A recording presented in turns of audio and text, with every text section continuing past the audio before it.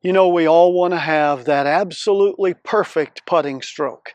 But what if I told you there's no such thing as the perfect putting stroke because we're all unique. We have different body shapes and styles and our eyes work differently. But there is a putting stroke that's perfect for you by eliminating the mistakes that we're going to talk about in this video. So stick around because by the end of this video, you'll know what those mistakes are and how to fix them so you can have the putting stroke that is perfect for you.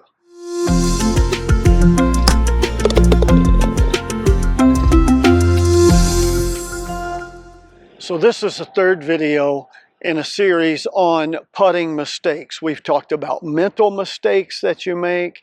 We've talked about setup mistakes. And by the way, setup will solve most of your problems. But once you've got the right attitude and you got a proper setup, there's only a few mistakes relative to your putting stroke itself that can cause problems.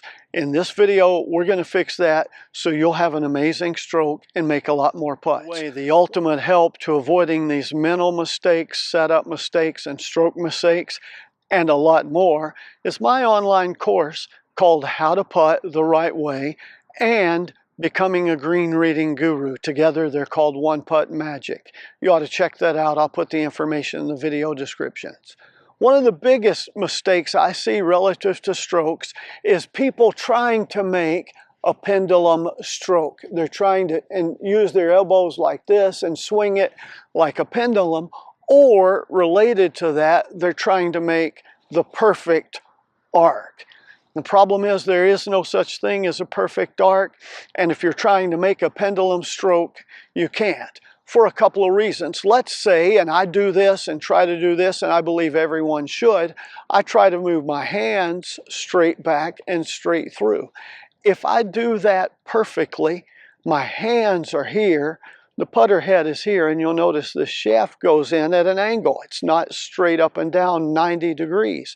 And because of that, if I move my hands straight back and straight through, maybe I can turn this way and illustrate it for you. If I move my hands straight back and straight through, the putter face still arcs a little bit naturally because the shaft has a lie angle and it's not 100% vertical. Even if I could move my hands straight back and straight through like a pendulum, my shoulders are 3/4 rotating joints, so they're going to arc anyway. And you start trying to work on arcs and pendulums, and all of a sudden you have the putter shaft flopping back and forth like a windshield wiper. You don't want that. It's hard to be consistent there.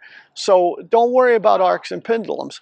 Make your focus on your putting stroke simply back, through, hold the finish. And by the way, on that back and through, there's huge amount of research and proof that the best putters in the world keep the putter face square in that 5 inches immediately behind the ball. That first 5 inches going back and through.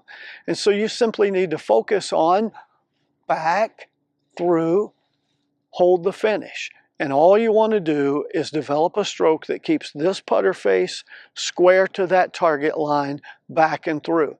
I've come up with a little concept of a ruler that is 14 inches long because I'm aiming at an intermediate target 9 inches out in front of the ball, but the real focus is in those 5 inches immediately behind the ball. Work on that, it'll solve your problem.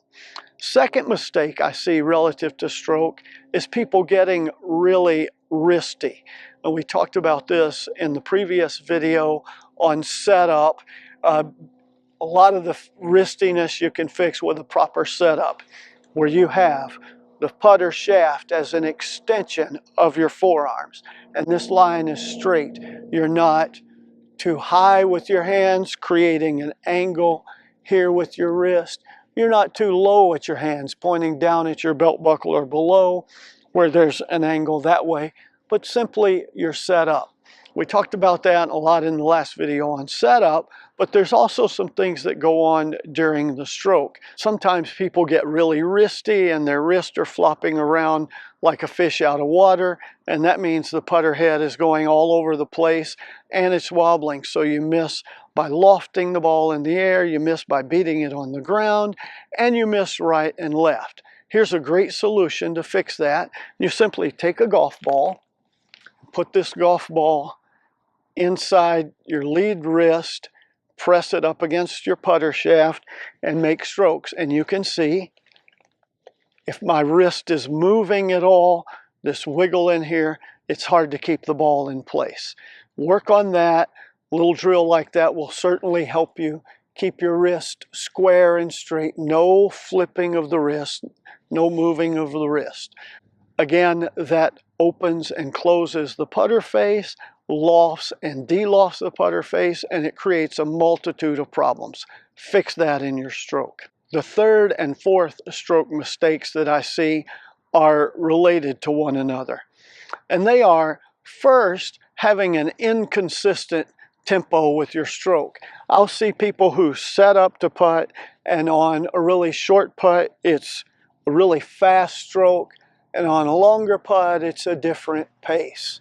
You need to have the same pace no matter how long the putt is and no matter the length of stroke. And so what you simply do is get a metronome, an app out of your phone or your favorite song, and really work on back on one beat, contact the ball on the next. So it's back, contact, back, contact, back, contact. Now, related to this, the other problem is a wrong stroke length. And so what you do is you've got the same tempo and you're managing the speed and distance of the putt then with your stroke length. So at the same tempo, a short putt, back, contact. A longer putt, back, contact. A really long putt, back, contact. Same tempo. And you say, well, yeah, but John, if you do that, you're moving the putter face at a different speed every time. And the answer is, yes, you are. And that's the idea. By maintaining that tempo and varying the stroke length, I don't have to think about how hard I'm hitting the ball. My body knows I've got to move this far in that rhythm, in that beat. And so I just do that and it comes naturally. That makes it much easier to control speed and distance. Now, related to this, one last thing is there's so many people who make too big of a follow through. And by that I mean they get over the ball, they make their backswing, and then they finish way out here. Notice the body's moving, the putter face, if you do it this way, the putter face is rotated out here. That's not what you want. Make it a back, through, hold that finish. Back, through, hold that finish. That makes it much easier, number one, for you to be consistent with speed and distance. Number two, for you to be consistent with not pushing or not pulling or pushing, which helps you keep the putter face square. Number three, if you remember back to the video on mental mistakes that we make in putting, one of them is not having a post-shot routine. I mean, let's face it, some of us sometimes, all of us sometimes, hit a bad stroke. And we get frustrated and walk off the green. And the solution to a post-shot routine is I set up and I make the putt back, through, hold that finish. Now I'm staying right here. I'm not moving, I'm holding that finish. And the key thing here is, if that's a good stroke, I like the way that the ball left, I hit my line, I hit my speed, great. Now I can see, why did I miss? And I'm asking, well, what did I not see here? But I'm learning something.